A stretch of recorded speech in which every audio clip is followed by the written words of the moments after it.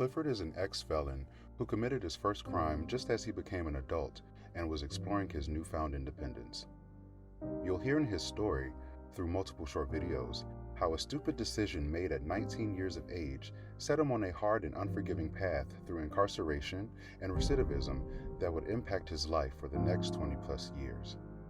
Setbacks and setups plagued him, and while never convicted of any violent crime against man or property, a bad decision made at the age of 19 injected him into the criminal justice system. Since that day, nearly 24 years ago, he's been caught up in the continual haunting and perpetual sentencing of the American criminal justice system, even though he has finished his time. I was born in Las Vegas, Nevada. I was raised in Des Moines, Iowa. I've been here since I was like 5, maybe 4. I was raised by my mother and my stepfather. I got a sister and a younger brother. I attended Hubble, Merrill, and I ultimately was supposed to graduate from Roosevelt High School, and I actually got into trouble in my senior year, and that stopped me from graduating. I obtained my GED in, I believe that was 1997, so I obtained my GED in 1998, the spring of 1998. In March 1997, Clifford's apartment was broken into. The invaders had guns, and so did Clifford. While shots were fired, thankfully no one was injured or killed. Watch as Clifford explains what happened that night and the resulting charges he faced. This is the incident that started his 20-plus year journey with Iowa's criminal justice system. March of 1997, I was at home. I had moved out from my mom and I was living on my own. And I had an apartment on 28th and Grand. On the night in questioning that happened, I'm not for sure what happened, but I received 2 different knocks at my door at 2 different times. And I can't say who I knew who it was because I actually looked out the peephole and I couldn't remember the person to this day. But the 3rd time that I heard a knock on my door, it wasn't a knock on my door, somebody actually kicked in my door. And I saw 2 men run into my apartment. One had a gun, I couldn't see the other one. I couldn't see if the other one had a gun or not. And at this time, there was shooting and the perps actually ran out. And once they ran out, I lived downstairs from a Iowa sheriff or Iowa jailer. I'm not for sure what he was at that time, but he must have made the phone call to alert the police. When he made the phone call to alert the police arrived on the scene. I'm not for sure how long after that, but once they got there, like their original concern was me. During that concern though, they found some marijuana and I believe they found crack cocaine at this time, a small amount of crack cocaine. Once they found that, their immediate response was no longer my safety, it was my criminal problem. Did you have a weapon at that time? I did have a weapon. And had you discharged it? Yes, I did. You didn't hit anybody though? No, I didn't hit anybody. I'm gonna be honest with you. I don't, to this day, I don't like guns. Like I don't like to be around them. I don't even like them. And at that point in time, like I might have felt like that was a point in my life where I needed a gun. But I honestly, before that day, I've never in my life shot a gun like with thoughts of hitting somebody. So that really like opened my eyes even more that I really can't stand guns. I was arrested that night for possession with intent of crack cocaine, possession of weed, and discharging a firearm within city limits, and I believe also a drug tax stamp. It was rated a Class B felony for the drugs. The marijuana was a simple possession. The gun was a simple discharging within the city limits, and the tax stamp was 5 years.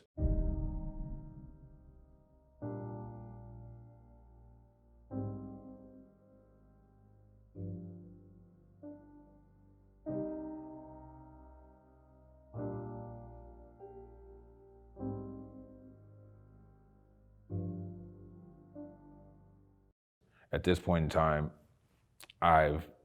we'll say my ignorance. I've been in this situation. I've seen other people in this situation. I haven't personally been in this situation. So I took it as that no matter what, this was my first time getting in trouble and this wasn't gonna be something that was gonna even hinder me. that was my first thing. And so I'll say maybe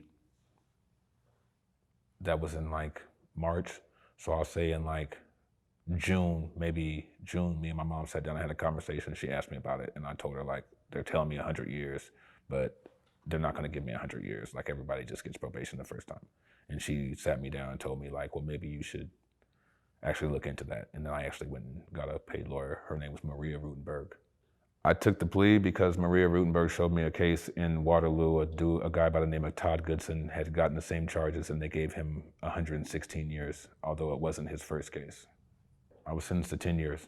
They told me to take the crack, cocaine, and they would drop the drug tax stamp, and also the marijuana, and also the discharging of firearm within city limits if I took the crack cocaine.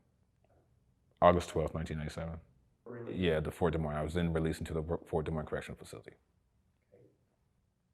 I didn't last long in that program. I was in that program maybe like 2 months. Me and the counselor had conflicting things going on, and so I more or less rebelled because I didn't feel like the authority that she was putting on me was too much. And I felt like the restrictions she was putting on me too much. So certain things that I did, I got in trouble for. Not to blame her, I would just blame myself. I kind of like didn't follow every rule that I should have followed. Even though they were strict, I still should have followed the rules, but I didn't. She violated me. And she told me she was gonna violate me. And instead of the violation, I took a walk away from the Fort Des Moines Correctional Facility at that time. They charged me with escape in the beginning, and they ended up giving me 30 days for a walk away. I ended up back in prison. I did 11 months for the violation of the work release. So I ended up getting out in, I believe, to be end of 2000, December of 2000. Between prison and jail, I've spent 8.5 years in prison since 1997. That's different times, different charges, and it's more or less 97, and then a violation, and then I'll say in like 2001, a weed charge.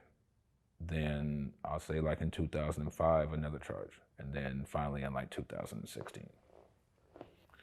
No, I have no violent charges. I have a domestic that was filed in, I believe, 2009. I'm not for sure. That case was ultimately dismissed. And other than that, no, I have drugs, I have possession, and maybe like an eluding besides that. Overall, in the years from 1997 through 2016, Clifford's rap sheet included 7 felony charges and 8 serious or simple misdemeanor charges. But as he said, Clifford never committed a violent crime. His ongoing saga with the criminal justice system was mostly due to drug possession and usage, which caused him to violate his probation, which made his stints in prison like a revolving door. You see, the amounts of marijuana he was typically caught with were always personal use levels, not enough to indicate he was selling drugs. But marijuana is not legal in Iowa, and just a little bit of weed can change the trajectory of your life. In fact, in Iowa, according to the ACLU, Black people are 7 times more likely to be arrested for marijuana possession than white people. This makes Iowa the 5th worst state in the United States for disproportionate arrests. This cycle of recidivism that Clifford was caught up in is common, but because of the hardships of reintegrating into society, Clifford used marijuana to deal with the stress and cope, much like the alcoholic has a few drinks to relax, unwind. What Clifford needed was counseling for his marijuana dependency, not repeated incarceration.